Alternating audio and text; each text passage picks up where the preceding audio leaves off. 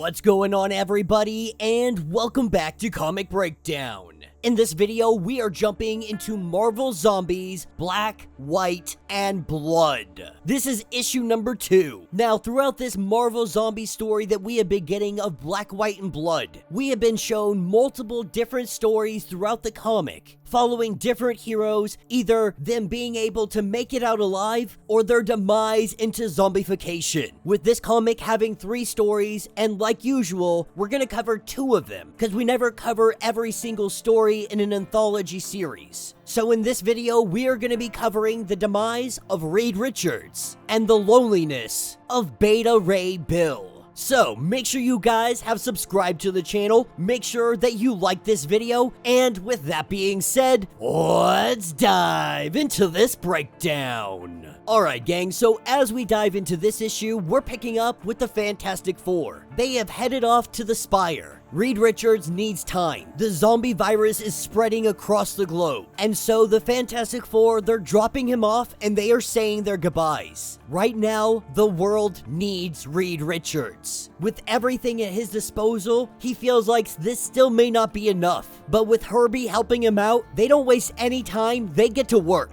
They have 7 days until they reach the tipping point. That is the point of no return. They start at the beginning, the symptoms of the zombie virus. He promised Sue, he promised himself, and he promised humanity. He will stop this plague, if it is possible to do so. We pick up with 6 days left. We have Tony Stark, who is calling in to talk to Reed Richards. He lets Reed know that he has 2 minutes. This will be the only conversation he has today, so he is not talking to his children so that he can talk to Tony. So he tells Tony to talk quickly, giving him updates, letting him know that Mole Man and his whole colony, they got infected. 1 infected got through the defenses. Reed Richards letting Tony know that you might be the last of us to survive. Your suit is giving you the protection that you need. And while Tony has been rushing production of suits, a lot of people, they're too afraid to wear them. But Tony goes on to talk about the Super Scroll. Reed says that he's not discussing it, tells him not to call again, and then hangs up. With 5 days left, he doesn't allow himself to enjoy food, mostly just slop brought together for substance and nutrition. He sits in the shower, lets his body slink away just for a moment, and in this time, he thinks about cosmic rays. Mr. Fantastic's metabolism, it resists nearly every viral infection known to man.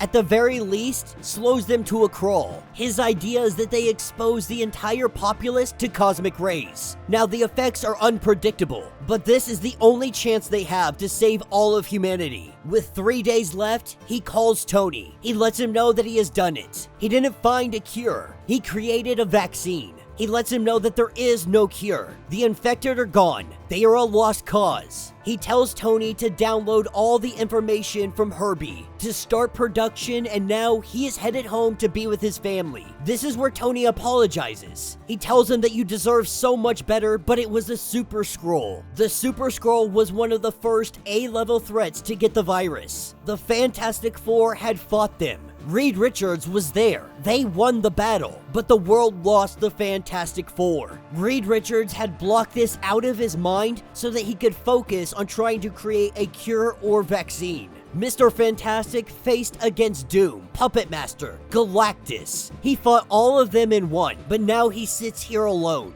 His family dead, and he is the last one to survive. Reed Richards had been infected on that day, but it took 7 days for the infection to fully take him over because of his metabolism. But it only slows the virus. It does not stop it. This is where we have the death of Mr. Fantastic. This is where we pick up with Beta Ray Bill on board Scuttle, making his way across the stars. It has been nearly 4 centuries. It has been 400 years since the virus started. Countless worlds have fallen, and there is no end in sight. But this day, he has gotten a call from his brother. He has got a call from the mighty Thor. The Asgardians were being overrun. He had already lost his people. He lost Corbin. On his life, he would not let Asgard fall. But he didn't know how wrong he truly was. Upon arriving, he sees that the virus already came through. The carnage and devastation seen in all directions. Beta Ray Bill running over to Sif,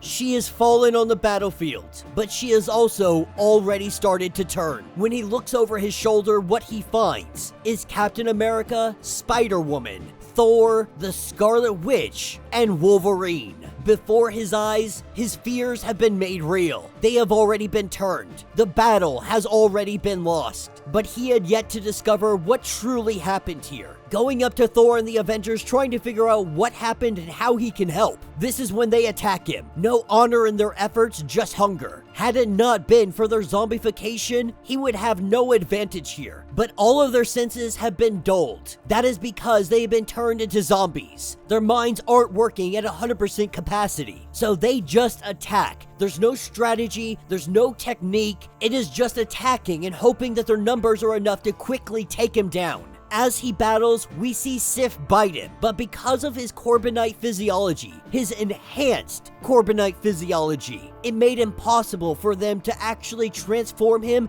into one of the abominations. But that doesn't mean that they wouldn't stop trying. Seeing that there are still people alive, Beta Ray Bill calls Mjolnir to him, and that hammer, it flies right into his hand. He could have stayed and fought. Not sure if he could have been able to take down Thor anyways. More likely, he would have fallen here at this battle. So he grabs the two that are still alive and they retreat. They go to Scuttlebutt and they get out of here as quickly as they can. They stay on the move.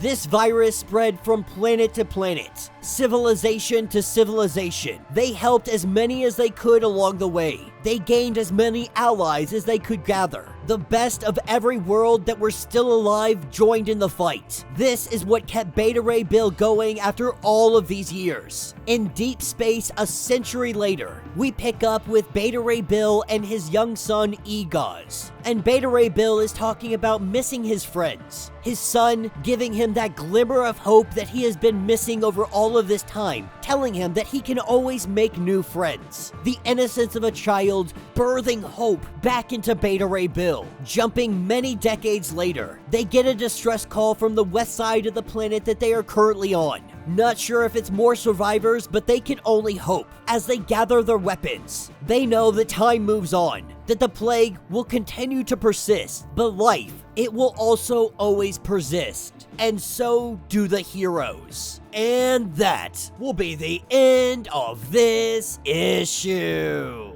So let me know what you guys think down in the comments. There's one more issue in here dealing with Thunderbird. It's kind of fun, it's enjoyable. If you really like the Marvel Zombie stuff, I highly recommend that you pick it up and you go ahead and go read that comic. But these stories have been a lot of fun, just showing us how the heroes either fall or how they live forever. I like Beta Ray Bill's story the most out of all of this. While Reed Richards' story is the most heartbreaking that I have read so far, putting out of his mind, completely disassociating the idea that his entire family, besides his children, had been wiped out. They fought against the Super Skrull and they lost. They won in taking him down, but it took the Fantastic Four with them. But it never actually let us know if that vaccine he created would actually work. When it comes to Beta Ray Bill, I love that his physiology doesn't allow him to be able to be transformed, and it's only his enhanced physiology. That means the rest of the Corbinites, they don't have the same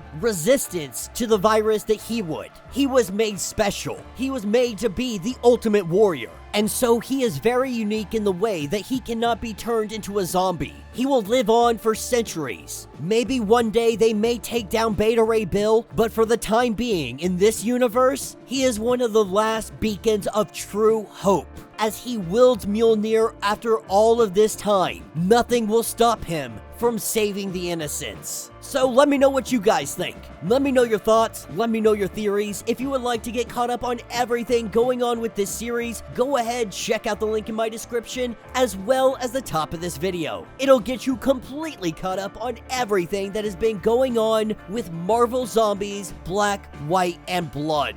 If you would like to support the channel, you can always do so by joining the channel membership. Much like Patreon, having multiple different tiers, from $1 to $50, from loyal loyalty badges to comics every single month. Not only are you helping out the channel tremendously, but you are getting tons of perks in the process. Now, if you're unable to do this, do me a favor, subscribe to the channel, like this video, hit that notification bell, and with that being said, until the next breakdown.